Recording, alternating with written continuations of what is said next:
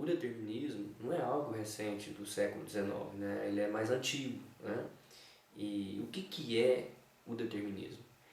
Ele parte do princípio de que as condições naturais determinam o desenvolvimento ou não das sociedades, né? Em alguns estudos de cunho determinista, por exemplo, é comum observar termos como fisiologia ou organismo social, presumindo, né, partindo-se do pressuposto de que os processos sociais são definidos, determinados pelas condições naturais, né?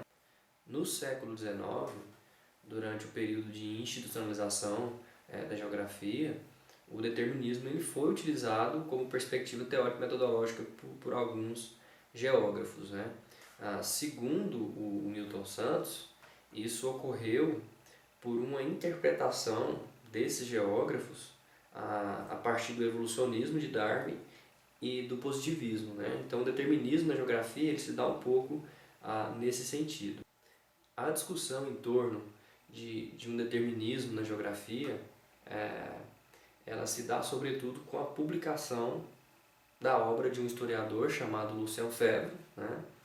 E a obra é intitulada A Terra e a Evolução Humana, publicada em 1922, onde o autor ele rotula um grupo de geógrafos, especialmente o Ratzel, de determinista, né?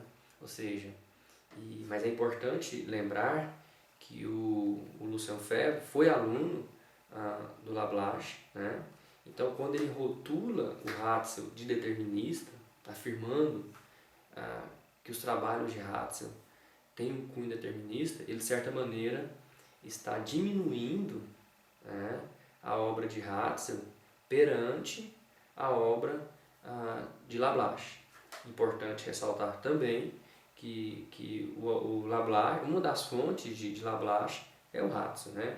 A geografia de Lablache ela é produzida a partir de uma leitura dos trabalhos de Ratzel, né? Então, quando o Lucien Febvre rotula o Ratzel de determinista e o Lablache de possibilista, ele, de certa maneira, ele está defendendo o seu professor, né?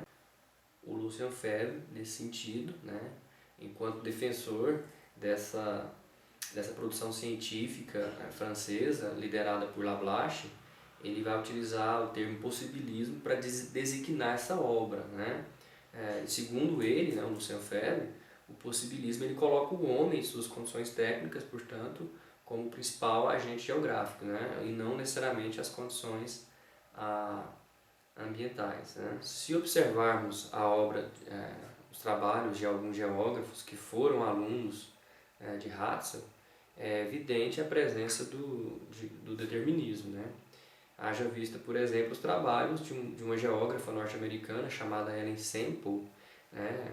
Ela foi uma professora da Universidade Clark, uma universidade da cidade de Worcester, no estado de Massachusetts, onde ela procura explicar aspectos de religiões a partir ou considerando, por exemplo, o clima e condições naturais, né? O determinismo ambiental é um absurdo, né, obviamente. Se o meio de fato determinasse os processos sociais, nós não poderíamos imaginar, por exemplo, uma produção agrícola em regiões desérticas, né? Ou seja, o deserto, a ausência de água, de umidade, estaria determinando a ausência de produção agrícola. No entanto, o que acontece em Israel prova o contrário, né? Então, o determinismo é uma falácia, né? O problema é que rotular a obra de Ratzel como determinista é um absurdo, né? Eu diria até uma injustiça, né? O professor Horácio Capel, da Universidade de Barcelona, ele publicou uma obra, né, intitulada A Filosofia e Ciência da Geografia Contemporânea, na década de 80, onde ele faz um estudo minucioso de alguns clássicos da geografia, como, por exemplo, Ratzel, e nesse estudo ele defende a tese de que Ratzel não foi determinista, né? Não há determinismo em Ratzel. Tudo bem que pode haver determinismo nas interpretações e nos estudos de alguns geógrafos que foram alunos ou discípulos de Ratzel, né? Mas ele defende com com muita tranquilidade que Ratzel não foi determinista. O Milton Santos também, um livro intitulado Por uma Geografia Nova, lá na década de 70, ele também defende que essa ideia de que Ratzel foi determinista é uma ideia reducionista, simplista e que impede de conhecermos a riqueza da obra do autor. Então, dois autores importantes, né, da geografia defendendo que não houve um determinismo em Ratzel, né? Aqui em Goiás, nós temos um professor de geografia já aposentado, que é um estudioso, né, da obra do Ratzel, especialmente em antropogeografia. Ele já leu algumas vezes esse livro e ele também defende, é o professor João de Castro, ele também defende que não há determinismo em Ratzel, né? Se há um determinismo nesse autor, trata-se de um determinismo de Estado, ou seja, a questão é o modo como a sociedade se organiza para defender os seus recursos naturais. E o modo como ela se organiza passa basicamente pelo Estado, pela instituição, né?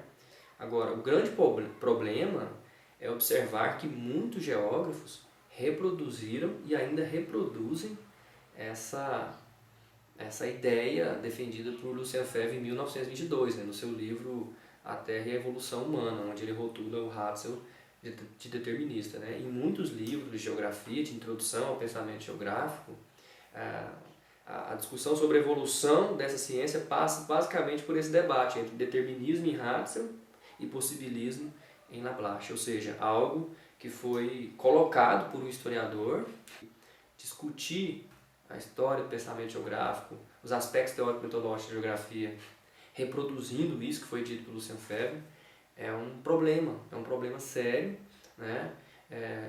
Por exemplo, grande parte dos autores que reproduzem o que foi dito por Lucien Febvre demonstra que não leram a obra do Ratzel, né? Não leram a obra do Paul-Vidal de Lablache também, ou seja, não visitaram os autores clássicos, fizeram uma análise do pensamento geográfico por terceiros.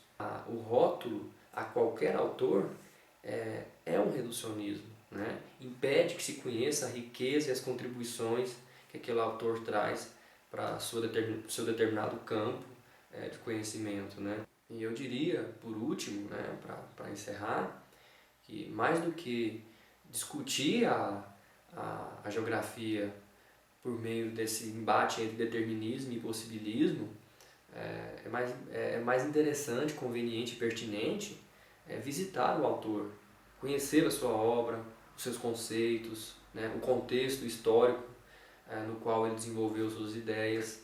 Isso enriquece mais o debate e contribui mais para a gente entender a importância não só da geografia, mas também de outras áreas do conhecimento. Os rótulos, portanto, eles são simplórios e eles reduzem o pensamento de grandes autores.